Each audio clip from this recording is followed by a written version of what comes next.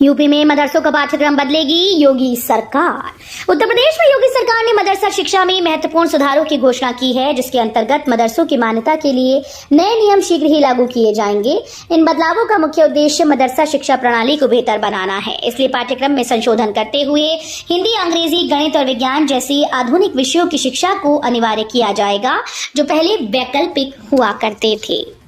गुरु का ताल कच्छ पर बनेगा मेट्रो स्टेशन, इसलिए बंद किया जा रहा ये मार्ग। Uttar Pradesh metro rail corporation गुरु का ताल कच्छ को बंद करेगा। स्टेशन का निर्माण कार्य पूरा होने के बाद इसे फिर से शुरू कर दिया जाएगा। तब तक करीब 30 मीटर पहले फुटओवर ब्रिज के पास अस्थायी कट बनाया जाएगा। यूपीएमआरसी के प्रस्ताव पर यातायात पुलिस ने हामी भर दी है। इससे यातायात को डाइवर्ट करने की जरूरत भी नहीं पड़ेगी। अब यूपी में भी बनेगा विमान का ईंधन, 2.5 करोड़ किसानों को मिलेगा सीधा लाभ। यूपी सरकार किसानों की आय बढ़ाने के लिए एक नई नीति लाने जा रही है। यूपी में गन्ने की खोई, धान की भूसी और गेहूं के भूसे से विमान का ईंधन बनाने के लिए औद्योगिक इकाइयां स्थापित होंगी। इसका सीधा लाभ प्रदेश के लगभग 2.5 करोड़ किसानों को मिलेगा। इन्वेस्ट यूपी ने बायोजेट फ्यूल के विनिर्माण में अवसरों की तलाश के लिए होटल ताज में एक उच्च स्तरीय गोलमेज सम्मेलन किया है। आज को सुबह 6:30 बजे शुरू होगा राम मंदिर का दूसरा प्राण प्रतिष्ठा समारोह। श्री राम जन्मभूमि में 3 जून को सुबह 6:30 बजे से दूसरे प्राण प्रतिष्ठा समारोह की शुरुआत हो जाएगी। आज 3 जून से शुरू होकर 5 जून तक चलने वाले इस समारोह में राम जन्मभूमि के पहले तल पर राम दरबार, परकोटा के 6 मंदिर, शिवलिंग, गणपति, हनुमान, सूर्य भगवती और अन्नपूर्णा, साथ में शेषावतार मंदिर, इन 8 मंदिरों में देव विग्रह की प्राण प्रतिष्ठा होगी। गर्मियों में पासपोर्ट आवेदकों के लिए खुशखबरी। साहिबाबाद पासपोर्ट सेवा केंद्र में 7 और 14 जून को विशेष अभियान। गर्मी की छुट्टियों के चलते पासपोर्ट बनवाने की बढ़ती मांग को देखते हुए क्षेत्रीय पासपोर्ट कार्यालय गाजियाबाद में नागरिकों के लिए एक राहत भरी पहल की। पासपोर्ट सेवाओं को अधिक सुविधाजनक और सुलभ बनाने के उद्देश्य से एक विशेष अभियान शुरू किया गया, जिसके तहत पासपोर्ट सेवा केंद्र साहिबाबाद को 2 विशेष तिथियों, शनिवार 7 जून 2025 और शनिवार 14 जून 2025 को विशेष रूप से खोला जाएगा। जिला अस्पताल और स्वास्थ्य केंद्रों की जिम्मेदारी अब पूर्व सैनिकों के हाथ। इटावा संयुक्त जिला अस्पताल के साथ 4 सामुदायिक स्वास्थ्य केंद्रों की सुरक्षा की जिम्मेदारी उत्तर प्रदेश भूतपूर्व सैनिक कल्याण निगम के पूर्व सैनिक संभाल रहे हैं, जो पिछले 1 साल से ड्यूटी के इंतजार में हैं। बीती रविवार को पूर्व सैनिकों ने सुरक्षा व्यवस्था अपने हाथों में ली, जिसके अंतर्गत 17 पूर्व सैनिकों की तैनाती की गई। कुल 37 पूर्व सैनिक की तैनाती होनी है। बकरीद से पहले प्रशासन सख्त, खुले में कुर्बानी पर पूरी तरह से रोक। ईद उल जुहा के पर्व को लेकर जिले में शांति व्यवस्था बनाए रखने के लिए सोमवार को पुलिस लाइन स्थित रविंद्रालय सभागार में पीस कमेटी की बैठक हुई। बैठक की अध्यक्षता डीएम अविनाश सिंह ने की। वहीं एसएसपी अनुराग आर्य समेत तमाम आला अधिकारी भी मौजूद रहे। बैठक में ये साफ कहा गया कि इस बार खुले में कुर्बानी नहीं होगी। इसके अलावा प्रतिबंधित पशुओं की कुर्बानी पर भी पूरी तरह से पाबंदी रहेगी। साथ ही सोशल मीडिया पर कुर्बानी के फोटो और वीडियो शेयर करने पर भी सख्ती से नजर रखी जाएगी। कांग्रेस सांसद प्रमोद तिवारी ने सरकार को घेरा। बोले ऑपरेशन सिंदूर का राजनीतिकरण कर रही भाजपा। राजधानी लखनऊ में सोमवार को कांग्रेस सांसद प्रमोद तिवारी ने सरकार को घेरा है। उन्होंने सेना द्वारा पाकिस्तान पर किए गए ऑपरेशन सिंदूर पर कहा कि भाजपा सेना का अपमान करना बंद करे। वो बेशर्मी से ऑपरेशन सिंदूर का राजनीतिकरण कर रही है। हम सेना के सामने नतमस्तक हैं, लेकिन भाजपा इसका श्रेय ले रही है, ये गलत है। आजमगढ़ में पुरुषों के हाथ नहीं होगी यूपी रोडवेज की कमान। योगी सरकार ने उतारी स्पेशल 161 की फौज। पुरुषों के साथ कंधे से कंधा मिलाकर महिलाएं अब हर क्षेत्र में अपने कदम बढ़ा रही हैं। हर क्षेत्र में महिलाओं की हिस्सेदारी बढ़ रही है। इस क्रम में अब उत्तर प्रदेश परिवहन निगम की कमान भी महिलाओं की ओर से संभाली जाएगी। उत्तर प्रदेश परिवहन विभाग में 161 महिलाएं नियुक्त की गयी, जो परिचालक के रूप में अपनी सेवाएं देंगी। उत्तर प्रदेश परिवहन निगम की ओर से महिला चालकों की भर्ती प्रक्रिया को पूरा कर लिया गया है। यूपी में 15 करोड़ से अधिक लोगों को मुफ्त राशन। उत्तर प्रदेश में मुफ्त राशन योजना से 15 करोड़ 23 लाख से अधिक नागरिक लाभान्वित हो रहे हैं। ये योजना ग्रामीण क्षेत्रों की 79.53% और शहरी क्षेत्रों की 64.43% आबादी तक पहुंच चुकी है। सरकार अब योजना की पारदर्शिता बढ़ाने के लिए लाभार्थियों से हर माह सीधा फीडबैक लेगी। इसके लिए खाद्य विभाग एक विशेष सॉफ्टवेयर तैयार कर रहा है। टमाटर फिर बना जेब पर बोझ। 40 रुपए किलो पहुंचा दाम। 90 दिन और झेलनी होगी महंगाई की मार। महीना भर पहले 10 से 20 रुपए प्रति किलो तक बिकने वाला टमाटर एक बार फिर से लाल होने लगा है। हफ्ते भर में ही दाम 30 रुपए प्रति किलो तक पहुंच गई। टमाटर की उपज न बचने और स्टॉक कम होने की वजह से कारोबारी दाम में इजाफे की बात कर रहे हैं। उधर बारिश होने तक अन्य सब्जियों के दाम स्थिर रहने की बात कही जा रही है। प्रदेश में चुनाव व्यवस्था में बड़े बदलाव की तैयारी, आम जनता चुनेगी जिला पंचायत अध्यक्ष व ब्लॉक प्रमुख। प्रदेश सरकार सांसद और विधायक की ही तरह यूपी में जिला पंचायत अध्यक्ष और ब्लॉक प्रमुख का चुनाव भी सीधे जनता से कराने पर मंथन कर रही है। सूत्रों की माने तो प्रदेश सरकार जल्दी इस बारे में केंद्र सरकार को प्रस्ताव भेज सकती है।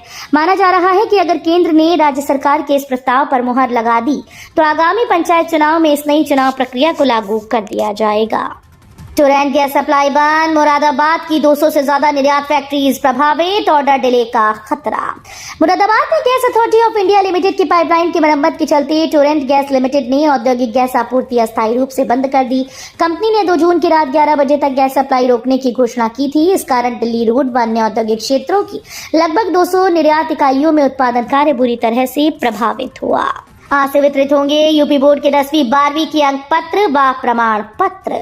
यूपी बोर्ड के 10वीं और 12वीं के अंक पत्र व प्रमाण पत्र के लिफाफे राजधानी लखनऊ पहुंच चुके हैं। इनका वितरण स्टेशन रोड स्थित राजकीय जुबली इंटर कॉलेज में आज से शुरू होगा। हर साल बाघों और तेंदुओं के हमलों में मारे जा रहे 50 लोग, मानव वन्य जीव संघर्ष रोकने में एआई करेगा मदद। प्रदेश में लगातार बढ़ रहे मानव वन्य जीव संघर्ष को कम करने के लिए वन्य जीव विभाग बाघों और तेंदुओं को स्थानांतरित करने के लिए प्रस्ताव तैयार कर रहा है। शीघ्र ही इसे मंजूरी के लिए नेशनल टाइगर कंजर्वेशन अथॉरिटी भेजा जाएगा। इसके अलावा चेतावनी देने के लिए मजबूत वार्निंग सिस्टम भी विकसित किया जाएगा ताकि बाघ और तेंदुओं के जंगल से बाहर आने की सूचना लोगों को समय रहते दी जा सके। मिलने लगे कोरोना के मरीज। राजधानी लखनऊ में कोरोना के मरीज मिलना शुरू हो गए। वहीं अफसर अभी तक गाइडलाइन आने का इंतजार कर रहे हैं। लक्षण वाले मरीज निजी पैथोलॉजी लैब में जेब ढीली कर जांच करवा रहे हैं, जबकि सरकारी अस्पतालों में जांच के लिए अब तक काउंटर नहीं बनाए गए। अहम बात यह है कि जिले में अब तक पॉजिटिव मिले किसी भी मरीज का सैंपल जीनोम सीक्वेंसिंग के लिए नहीं भेजा गया। चंपत राय की 2 टूक, प्राण प्रतिष्ठा शब्द सुनकर कृपया न आए, किसी को बुलाया नहीं गया है। अयोध्या राम मंदिर ट्रस्ट के महासचिव चंपत राय ने कहा कि आज और 4 व 5 जून को किसी को भी आमंत्रित नहीं किया गया है। कोई भी प्राण प्रतिष्ठा शब्द सुनकर अयोध्या में न आए।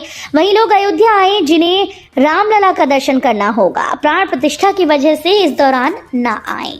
नोएडा अथॉरिटी ऑफिस की तैयारी में ग्रेटर नोएडा प्राधिकरण, मिलेंगी कई सुविधाएं। उत्तर प्रदेश सरकार की पहल पर प्रदेश के सभी सरकारी महकमों को ई ऑफिस में तब्दील किया जा रहा है। इसका खर्च प्रदेश सरकार वहन करेगी। ग्रेटर नोएडा प्राधिकरण भी ई ऑफिस की दिशा में आगे बढ़ रहा है। प्राधिकरण भी जल्द ही ई ऑफिस में तब्दील होने जा रहा है। इसकी तैयारी चल रही है। प्राधिकरण के सभी स्थायी स्टाफ का ईमेल आईडी तैयार हो गए हैं। यूपी में बन रहा 6 लेन का लिंक एक्सप्रेसवे जिलों से होकर गुजरेगा। आगरा लखनऊ एक्सप्रेसवे और गंगा एक्सप्रेसवे को जोड़ने वाला लिंक एक्सप्रेसवे जिले के 2 गांव से गुजरेगा। यूपीडा ने किसानों की भूमि अधिग्रहित करने के लिए सीमांकन प्रक्रिया शुरू कर दी।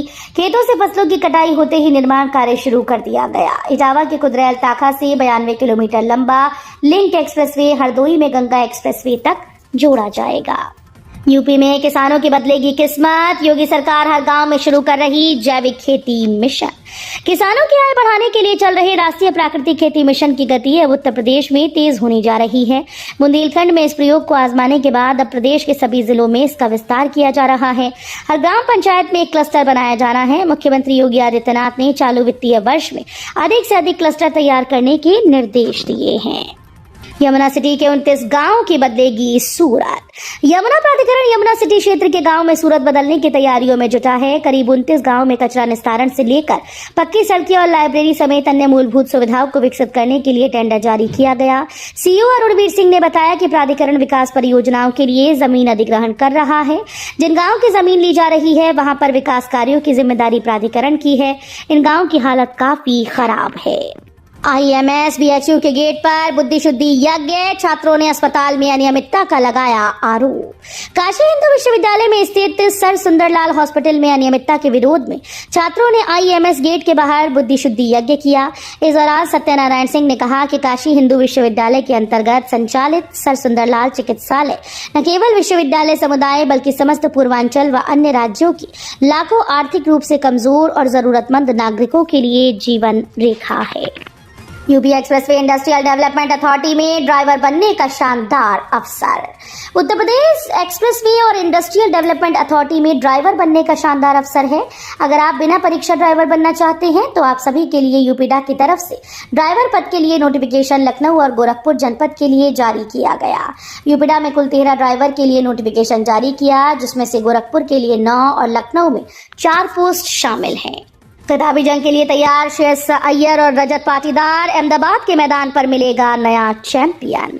आईपीएल 2025 का रोमांच फैंस के सिर चढ़कर बोल रहा है। आज मंगलवार को इस सत्र का फाइनल मुकाबला पंजाब किंग्स और रॉयल चैलेंजर्स बेंगलुरु के बीच खेला जाएगा। दोनों टीम्स ने 18 साल में एक बार भी ट्रॉफी नहीं जीती। अब दोनों टीमें सूखे को खत्म करने का उद्देश्य लेकर उतरेंगी। फाइनल से पहले दोनों फाइनलिस्ट टीम्स के कैप्टन्स की सोमवार को अहमदाबाद में मुलाकात हुई। भारत को रूस से 2026 तक मिलेंगी बाकी S-400 मिसाइल प्रणाली। रूस 2025-26 तक भारत को S-400 वायु रक्षा प्रणाली की शेष 2 इकाइयों की आपूर्ति कर दी जाएगी। रूस के भारत में मिशन के उप प्रमुख रोमन बाबुश्किन ने सोमवार को ये जानकारी दी। उन्होंने इस बात पर भी प्रकाश डाला कि हाल ही में भारत पाकिस्तान तनाव के दौरान इस प्रणाली ने बहुत कुशलता से काम किया है।